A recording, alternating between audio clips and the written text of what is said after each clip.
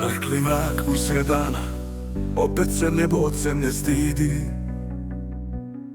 Život mu ističe iz svetih rana, ali jedini svjetlo i dalje vidi. Pod njim se bore bivši ljudi, lukavom zmijom otrovani. Ko će mu surovije da presudi, ko će više ugodit sotoninim danima. Pod njim se bore bivši ljudi, lukavom zmijom otrovani. Ko će mu surovije da presudi, ko će više ugodit sotoninim danima.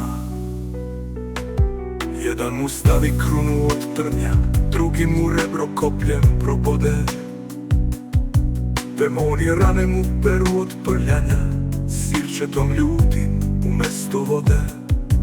A on ih gleda blagim pogledom, Otcu se moli za dušom čistom. Nijednog ne šalje baklu s bolom, jer voli ih ljubavlju božanskom bistrom. Urliče rulja, psuje ih stane, bacaju kamen, pljuju po njegovom imenu.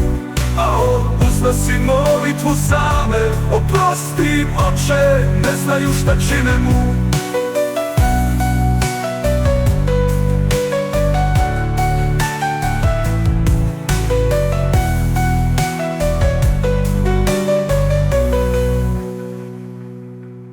Rane zjape po njegovim udima, suze ga peku, Bogorodičine boli.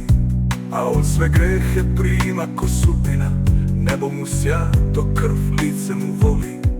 Znaš da sam oče zbog njih na krstu popio čašu najgorku celu. Ne da ih sudi tvoja pravda suštu, već da ih spasiš, ljubav je celu. Ne šalje domaćin jagnje na klanje, da bi ga osudio narod sam. Daruj im oče sveto pokajanje, molim te danas, milost nek daš. Zagrm je jecaj kao grom silni, prvi što Otcu iz srca ode. Sasja Hristos, sasja krst časti, ljude spasi silom dobrote.